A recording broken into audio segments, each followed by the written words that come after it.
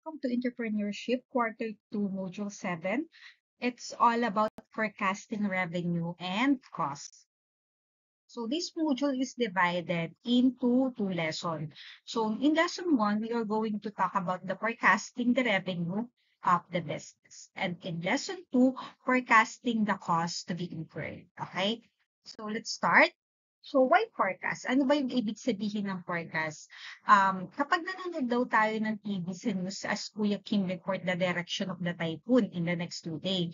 So, di ba, parang nagpo-forecast si Kuya Kim na magkakaroon tayo ng typhoon in the next 2 days. What Kuya Kim is doing is giving us the information taken by the satellites and give us the direction of the typhoon.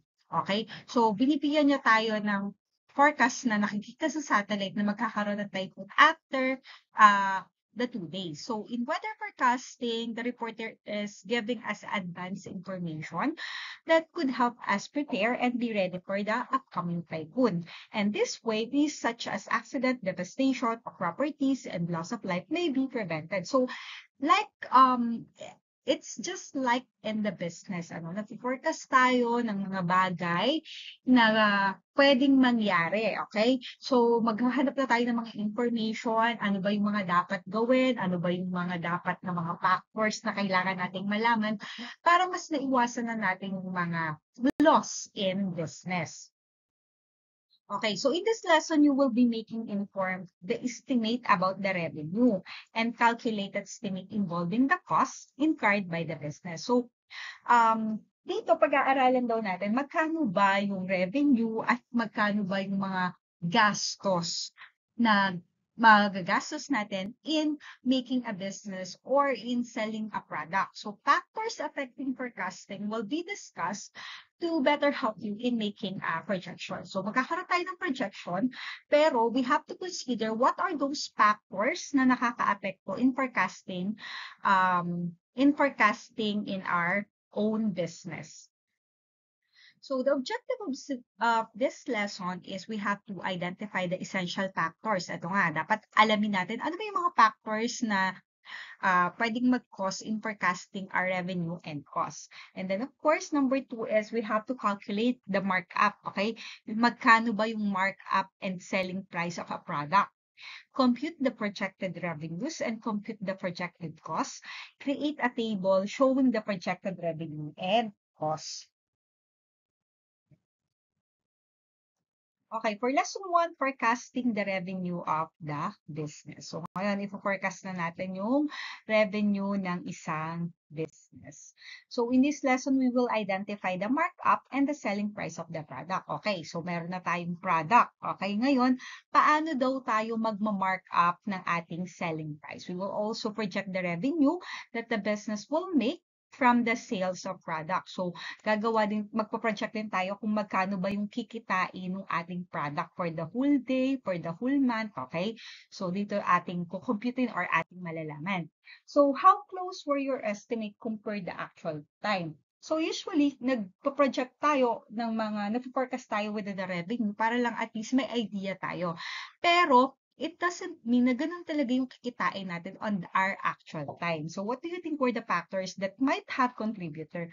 Kasi, hindi naman natin pwedeng i-project na, okay, daily, kailangan may mabenta akong 10 product, okay? Kung daily, 10 product itong nabebenta ko, magkano yung kikitain ko at the end of the week, okay? So, there are factors that we have to consider kung paano ba natin ano yung pwedeng maging cost ng revenue natin sa ating product. Okay, so revenue is a result when sales exceed to the cost to produce the goods and render the services. So revenue is recognized when earned, whether paid in cash or charged to the account of the customer.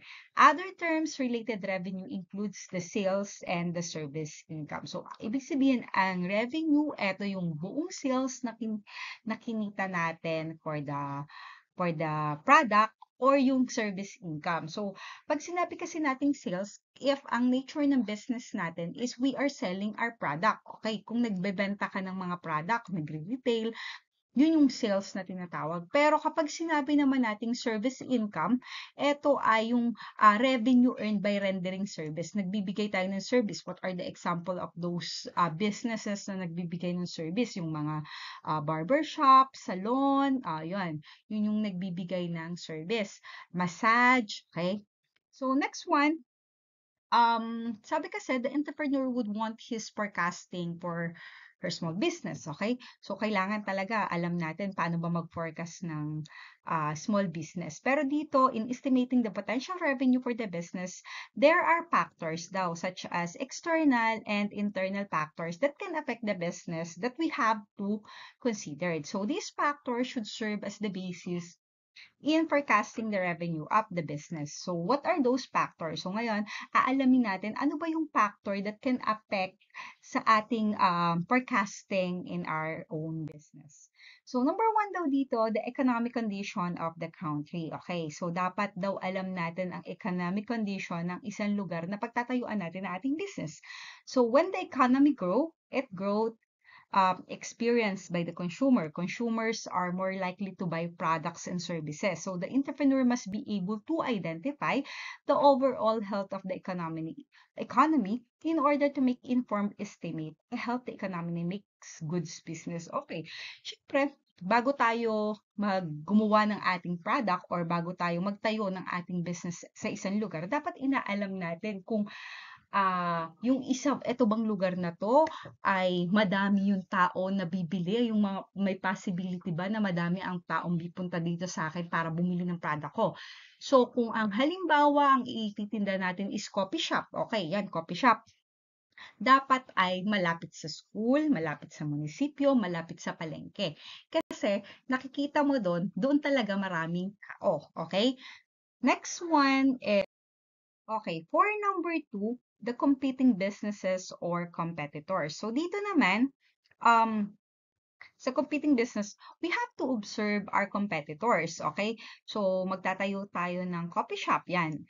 We have to observe ano ba yung lagay nung nagtayo ng coffee shop sa kanto doon, okay? So ang mangyayari kasi diyan, since you share the same market with them, the information, the number of the products sold daily, the number of items that are carrying will give you the idea to us how much your competitor are selling. So, ibig sabihin, dapat alam natin gaano ba kadami yung nabebenta niyang kape a day.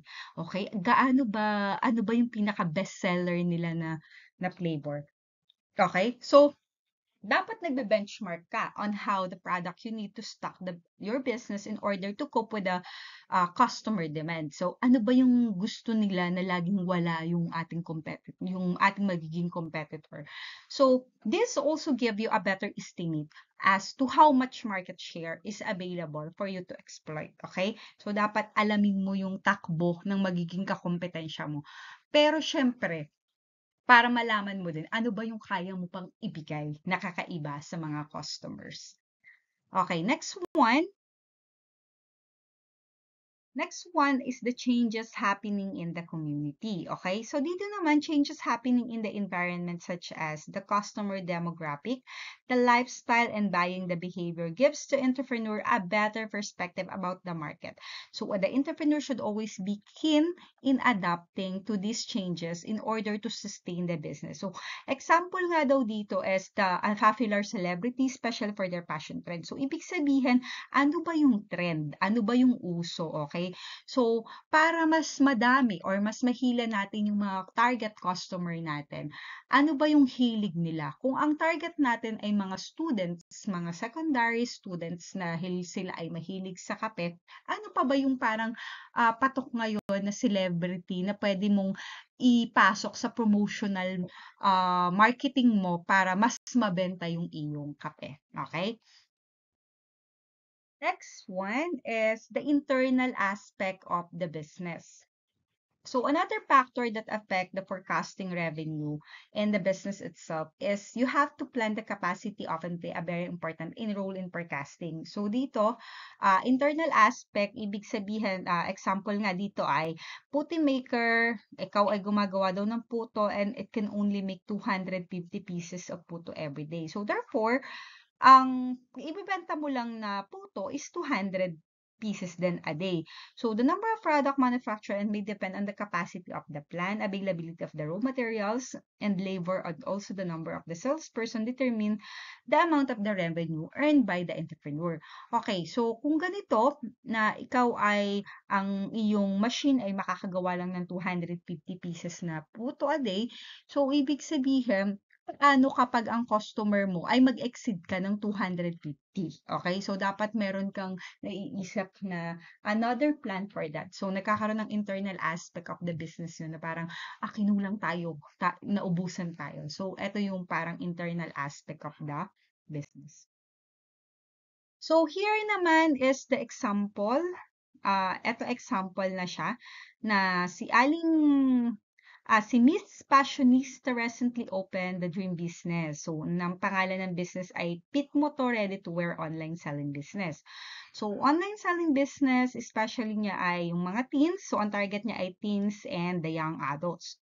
And based on her initial interview, several online business, the average number of the t-shirts sold is nakakabenta daw siya ng 10 and the average pair of jeans naman ay nakakabenta siya ng 6. So from the information gathered, si Miss Nista nag-project siya ng revenue of her and Pit Motor Ready to Wear. So ang formula na gagamitin natin, okay, so eto daw yung formula natin in getting the markup price. Okay? Paano daw tayo magkakaroon ng markup price sa ating product? So dito, cost times the desired markup percentage. So, markup per t-shirt, halimbawa, 90 pesos ang puhunan, okay? Nakuha natin yung t-shirt, nakuha ni Aling Mita ng 90 pesos times 0.50%, 0.50. So, ibig sabihin 50%. Ang 50% ng 90 pesos ay 45. So, ibig sabihin, ito yung markup price ni ni Passionista sa kanyang t-shirt. Okay? So, in calculation, ang magiging selling price natin ay 90 plus 45 ay 135. So, ibebenta niya ang t-shirt for 135. So, usually, ang markup price talaga natin in a product is 50%. Next. So, ito yung tinatawag na projected daily revenue. Ito yung parang daily revenue na table kung paano daw magkaroon ng kung paano mag-compute regarding the projected revenue. Okay? So, ito yung kay Miss Nita online selling business. So, dito is the type of the RTW. Meron siyang t-shirt and jeans and then cost per unit. So, ibig sabihin, ito yung unit price na nakuha mo yung iyong product o yung product nila. So, 90 pesos for t-shirt at 230 for jeans. So, magkano nga ang ating markup? Usually ay 50%. So, kung ang 50% ng 90 pesos is 45 at sa 230 naman is 115. Ngayon, ang magiging selling price natin for the t-shirt is 135.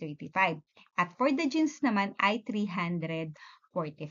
So, etong projected volume na tinatawag, this is the average number of items sold daily. So, kagaya nga ng sabi, sa isang araw daw nakabenta ng 10 t-shirt at 6 na jeans. So, ibig sabihin, 135 times 10 equals 1,350 and 345 times 6 equals 270. So, this is the projected revenue daily. Okay? So, ito lang po kung paano tayo mag-compute ng projected revenue daily. Di po ba? Madali lang. So, ayan. So, dun nga sa makikita natin, projected monthly naman, daily revenue, kung nakuha na natin yung projected na daily revenue, kung gusto lang naman nating makuha yung monthly revenue, ita-times lang natin sa 30. Okay? So, projected yearly revenue, projected daily revenue, kung gusto natin makuha ang yearly na revenue, ita-times lang natin sa 365 days. Okay? So, ito ay nagpapakita lang ng monthly at yearly. Next one is the projected monthly and yearly revenue. So, ito yung sample. So, makikita natin the projected revenue. Ito yung monthly. Tapos, ita-times lang in 365. Ito yung yearly. Okay? So, ito na yung ating projected revenue for the yearly. So, paano daw naman kung hindi naman pare-parehas, okay? So, dito makikita kasi natin dito na parang there is an increase average on the 5% except the June. And then, there is a month din na halimbawa, June has twice increase. Yan, nag-twice increase din daw ang June. Then, 10%, let us consider the month of July are considered the off-peak months. Meron tayong mga peak months, di ba? May nag-i-increase at may nagdi-decrease. Paano daw naman yung gagawin doon? So the computation for the assumed increase of revenue on a specific month is as follows. Kung makikita mo na projected monthly revenue increase, so ibig sabihin, the revenue ita-times mo lang ng 5% increase. Okay? So yung halimbawang monthly revenue nag-increase ng 5%, okay, ita-times 0.5 mo lang siya para makuha mo kung magkano yung increase ng monthly revenue, and that is 5,130. Okay? So, dito naman, projected revenue for February revenue and amount of increase. So, ang mangyayari dyan, di nakuha mo na ang projected ng February plus the amount of increase. So, ibig sabihin, ipa-plus mo lang itong amount of increase para makita mo yung projected revenue for February. Kasi dito ay parang kinuha lang natin kung magkano yung increase for the month of February. Okay, so the same thing with this, on the other hand, decrease in revenue as computed. So kapag naman nagkaroon ng decrease in revenue, halimbawa 5% din, projected monthly revenue decrease, so revenue, magkano yung revenue ng August, ita-times 5% mo lang ng increase, okay? So ang mangyayari dyan, yung nakuha mo ng month na yon ay ita-times 0.5 mo, tapos makukuha mo na yung projected monthly increase, okay? Itong 7.2, yung decrease. So, mangyayari kung September siya, ima-minus mo lang siya sa amount of decrease para makuha mo yung projected revenue for September. Ima-minus mo lang sa total. Okay, so eto na po yun, yung parang there is a month. Meron na tayong January, February, March, April, May. Yan, hanggang December. So, ito yung parang projected monthly revenue for the whole year. So, important assumption, February to May, may increase ng 5%. Tapos, may increase ng 10%. July, the same revenue. Then, sa September to October, loss ng 5%. Tapos, November, merong increase ng 5%. So, ibig sabihin, ikukunin mo lang yung kung magkano yung increase at tapos kukunin mo lang. So, ipa-plus mo siya dun sa monthly na projected na revenue nyo. Kung halimbawa naman decrease, ibig sabihin, kukunin mo lang din yung kung ilan yung percentage na yon, tapos ima-minus mo siya sa projected monthly. Okay, so hopefully ay naiintindihan nyo. Okay, so this one is the activity naman. Activity 1, dito naman ay Aling Minda operating. So, ito is example. Okay, so sige nga tingnan natin. So, ang nandito ay si Aling Minda, nagkaroon siya ng buy and sell business. Nagtitinda siya ng broomstick or walis tingting sa local market. So, ang nangyari, 25 pesos niya nakukuha yung kanyang walis tingting. And then, nung nag-add siya ng 50%, magkano na niya ibebenta? 50 pesos. Okay, so si Aling Minda daw ay nakakabenta ng 30 broomstick a day. Okay, so gawin na. Okay, so dito ay walis tingting si Aling Minda. Ang cost ng walis tingting is 25. Okay, 25 pesos. So nag-mark up siya ng 50%. Okay, 50%. So, magkano yon? 25 pesos. Nagdagdag siya ng 12.50. 12.50. So, ibebenta niya ang walis tingting ng magkano? 25 plus 12.50. Okay, 37.50. Okay, 37.50. So, ang average na nabebenta niya sa isang araw is 10 pieces. So, 37 times 10. So, 375 yung projected revenue niya a day. Okay? Yan. Okay? So, kung kukunin naman natin ang monthly and yearly, ita-times lang natin sa days ng monthly at ita-times lang natin sa days ng yearly. Okay? So, hopefully po ay naintindihan. Okay, so, dito naman isusulat natin ang monthly revenue. Pagka na-compute na natin, eto ha, parang may 5% increase, may 10%. So, ima-minus lang or ipa-plus natin yung percentage ng increase. So, for the lesson 2, forecasting the cost to be incurred. Okay, so nandito na tayo on the lesson 2. Ang gagawin naman natin dito is magkano yung mga nagastos. Okay, so dito you have learned on the lesson 1, the revenue generated by selling has a corresponding amount of cost to be incurred. So, this cost was among the RTW before adding its markup price. Each piece of t-shirt has corresponding cost of 90 pesos. So, sabi dito, 90 pesos daw, while yung jeans daw ay 230 pesos. And then, these costs incurred each time revenue are generated. On the other hand, business also incur costs in its operation. So, ibig sabihin, may gastos pa rin tayo sa operation and that called the operating expenses, okay? So ngayon, aalamin naman natin magkano naman yung operating expenses. Operating expenses such as payment, ito yung papasok ng internet connection, utilities, electricity, salary, wages, and miscellaneous are essential in the operation of business. So lahat ng gastos natin in operating a business. So this allow the business to continue operate in a given period of time. So now that we have learned what cost is, let us identify the costs and expenses incurred by the business in generating the revenue. So, okay. So, merong sample dito. Have you tried recording the amount of the money you spend? Okay, di ba?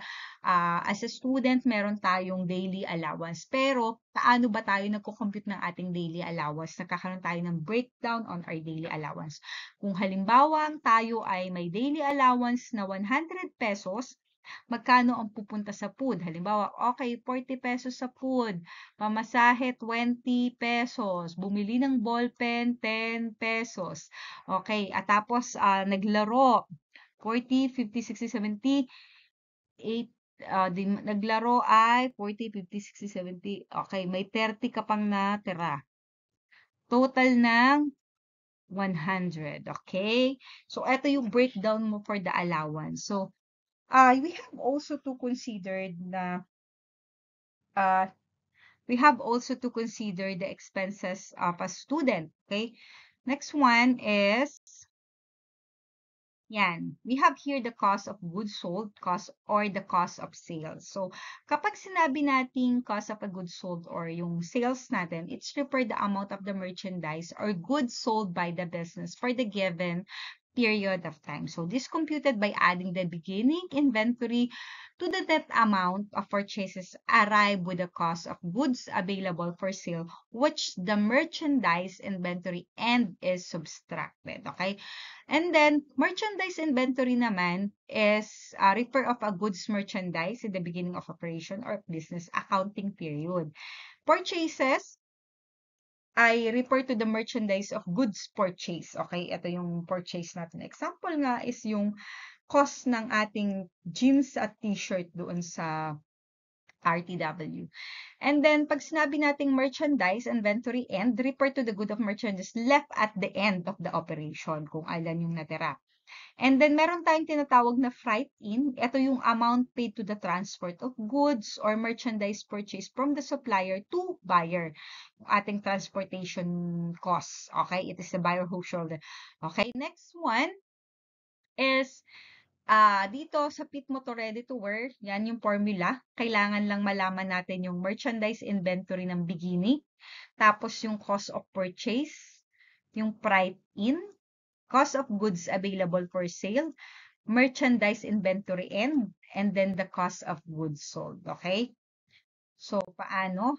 Okay, so let us calculate the cost of the goods sold of the Fashionistas online selling. So, dito naman makikita na natin kung paano. Okay? So, dito ay ang sabi kasi dito, ano ba sabi dito? There is no need to order ahead and stock more items. So therefore, there is no merchandise inventory. Beginning as well as the merchandise inventory and ready-to-wear item purchased online from the supplier sold as soon as they arrive. Okay, so lahat daw pala ay naubos.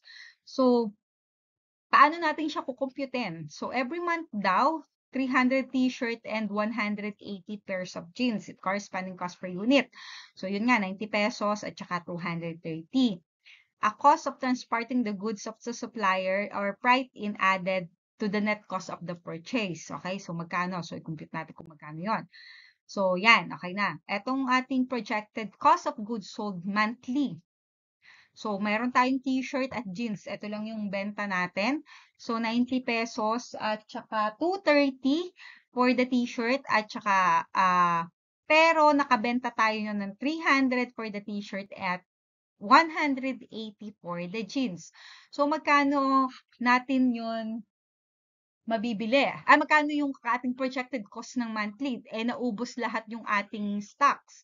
So, 27,000 for the 300. 90 times 300, okay, 27,000. And then 230 times 180 is 41,400. So, ibig sabihin, these are the projected cost of goods sold ng isang buwan. Okay? Okay, so this one naman is the price paid by Miss Nista. Ito yung transpo natin. Price na kailangan bayaran. So, dito, meron tayong t-shirt at jeans, number of items na nasusold natin daily. So, meron tayong 10 t-shirt at 6 na jeans a day. And then, meron tayong average number of item, which is purchase na monthly. So, 300 ang ating t-shirt, tapos 180 naman pieces yung ating jeans. So, ang mangyayari dito, etong 300, i-divide pa natin siya sa 12. Tapos, ita-times natin siya for 250. Tapos, yun yung makukuha natin na price in January for the t-shirt, 6,250. And then, sa jeans naman ay 3,750. So, total nito ay 10,000. So, ang price ni Miss Nista sa January only is 10,000. Okay, so let us substitute the values from the table 4 and the table 5. So since there is no merchandise inventory beginning and in end, dahil nga naubos, let us add the cost of purchase. So i-add lang natin yung cost of purchase at yung price in to get the cost of a good sold. Okay, so yung ating net cost of purchase na lahat ng puhunan natin sa t-shirt at sa pants ay 68,400. Tapos, i-add natin yung price in yung transpo na 10,000. So, ibig sabihin, ang cost of goods available for sale natin is 78,400. Okay, so ito yung total ng ating cost of goods sold, 78,400. So next one, the cost of goods sold is now calculated. Let us now identify the expenses that the business incur in operation naman. So dito titingnan naman natin yung operating expenses such as yung internet, utilities, electricity, the miscellaneous expense, to keep our business running. So this expenses is the part of the total cost incurred the business on its day-to-day operation and paid every end of the month. Yung binabayaran natin na every end of the month. So ang operating expenses natin, okay, the internet connection, 1,299, utilities, or the electricity, may 800, then the miscellaneous is 300. So, total to operating expenses natin is 2,399. So, to calculate the total cost incurred of the business, cost of goods sold, and total operating expenses are then added. So, i-add na natin yung total cost of a goods sold. Itong total cost of the goods sold, i-add natin sa total operating expenses. So, nung na-add na natin, ang cost ay 80,799. Okay? So, kung makikita natin, ito lahat ng puhunan ni aling nung fashionista for the queen. Number 1, number 2, 3, 4, number 5. Thank you for listening.